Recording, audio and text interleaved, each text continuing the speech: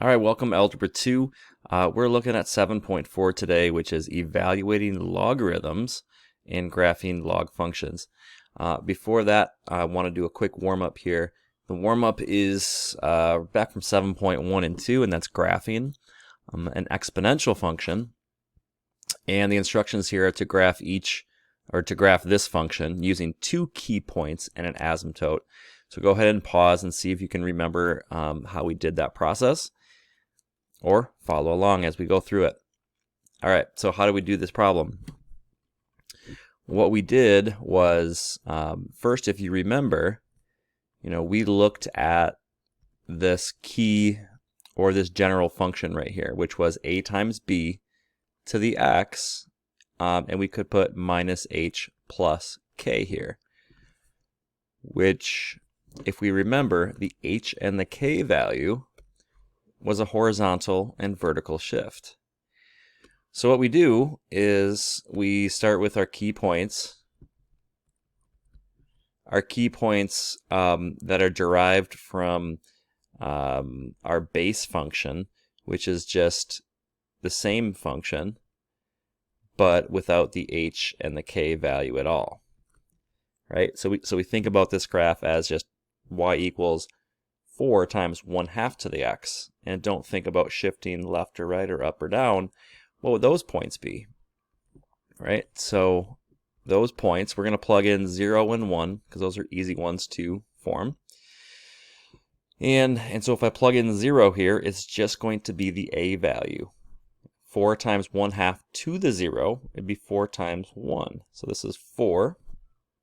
And if I plug in 1, that's going to be a times b, or 4 times just 1/2, which is 2. Also note that if you remember, because the b value here, the b value right here is in between 0 and 1, are we going to have exponential growth or are we going to have exponential decay? Right? Since it's 1/2 and it's in between 0 and 1, it's going to be exponential decay because we're essentially going to be multiplying that factor over and over and over, and if something continues to be cut in half, obviously it's going to get closer and closer to 0. Okay, so those are my key points. If you wanted to graph them, they'd be right here. You'd have 0, 4, and 1, 2, and it's exponential decay. So this is the parent function again, or the base function. It would just be coming down and getting closer and closer to 0, right? So the asymptote for this base function, or base graph, would be y equals 0. So I'm going to put that in here. Remember, the asymptote is really just a boundary line. It's not part of the graph, but it just shows where the graph is approaching. So typically we put that in a kind of like a dotted line, not part of the graph, but again, showing where it's approaching. So the asymptote here would be y equals 0. All right, then we translate these points to the new function, which is the function that was given to us. Y equals, same thing, 1/2, but we have an h and a k value now added to it, plus 1 minus 3. So what does the plus 1 minus 3 do? Well, our h equals -1, and our k equals -3. So that means, right, we're going to have a shift one spot to the left. Everything is shifting over to the left by one spot. And because the k value is -3, we're going to have the effect of a shift 3 down. Okay, so let's go to these points. Right, so we have our two base points, which are 0, 4, 1, 2, and since my h value is -1 and I'm shifting everything to the left one, I'm really just going to subtract I'm going to subtract 1 from all the x's. So 0 minus 1 is -1, and 1 minus 1 is now going to be 0. So everything's going to be shifted to the left one, and then also everything's going to be shifted down 3. So that means these y values are going to go down by 3.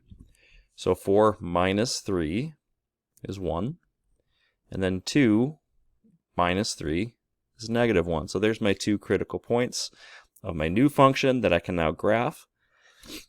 And so here's my original. I like to just show the visual here because I think it's important to, as a math student, think about the general trend and pattern of what these numbers are doing, not just kind of memorize or just be trying to memorize rules, plugging in points necessarily, but to see this pattern of shifting, because it can be applied to all functions. So here's the visual. Here's what it looks like. Here's my new function. I'll put in red. So there's my graph, right? There's 4 times 1/2 to the x. And if we shift everything over to one spot to the left, it would go to the left 1 and down 3. 1, 2, 3. There's my new graph, which should be at these points that we already just figured out numerically. -1, 1 is right here. And 0, -1 is also right there. So note also that the asymptote, the boundary line, is going to do the same shifting. So here's the asymptote right here. Get rid of this.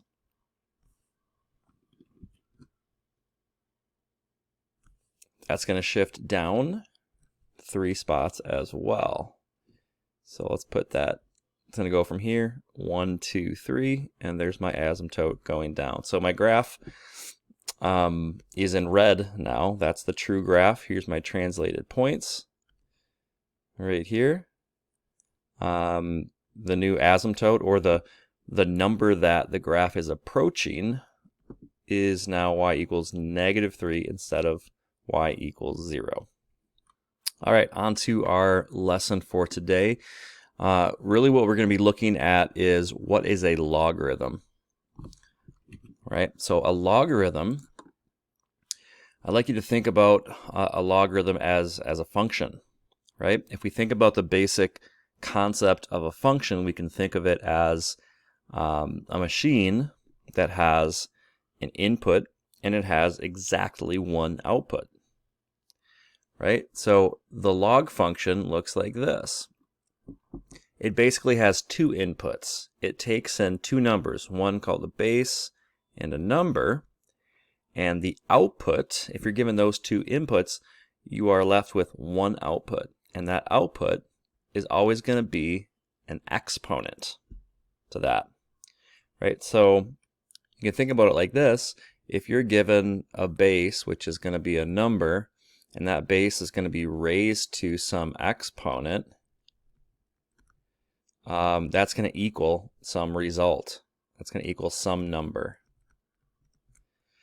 So really, what you're feeding this function is this right here, the base, and the number. Put these in green now. And I'll put this back in red. And the question to the function, or what we need to figure out, is what's the exponent that goes along with that. So for example, on the right hand side we have 10. If we're feeding in this function a base of 10, so it'd be 10, it's right over here, 10, there's the base, and we're feeding the function the result, or the number, which is over here, then we're asking ourselves, okay, well then what's the output going to be? What's the exponent that's going to result from taking this base, raising it to this exponent to get this larger number over here? So this right here is the question we would be asking ourselves. Right here, 10 to the what is 1,000. And that's what this log function, that's the answer, or that's the question we're asking this log function. We're giving those 2 things, and the log function is going to answer that question and always give us the exponent, the correct exponent that fits that situation. So of course, to answer that question, we know that this is 3. 10 to the 3rd power is 1,000. Now the way that you would say this in log form has a specific notation. To show that you're using a log function, you just write the letters log. So it's like log. This is the base right here. this is the number, and this is the exponent. So the way that you would actually say this is log base 10 of 1000 is 3. So if I was using this in a sentence, I would say, hey, the log with base 10 of 1000 is 3. These are your two inputs right here, and your output is 3. So that's the very, very basics of what the log function is doing. Here is a more formal definition of a logarithm with base b. So kind of repeating the same thing here, but if I have this right here, this is set as log base b of y. We have some base, we have some number. Those are my two inputs. And the way that we define this function is that this log of a base and a number is equal to this x value or exponent if and only if this holds true. There are two ways you can write these two equations right here. And together they kind of form the definition of what a log function is doing. This right here, I'm going to label as log form for now, and I'll put this as exponential form. You'll see how that plays out when we do some examples here. There's two different ways you can write these relationships between these three numbers, and there's reasons for both of those. So this is the definition.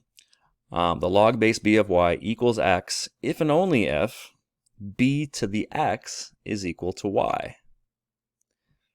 All right, so that's just the very start of what a log function is. And now we're going to look at, in the next video, we'll look at some examples of that and what that, how that plays out with numbers.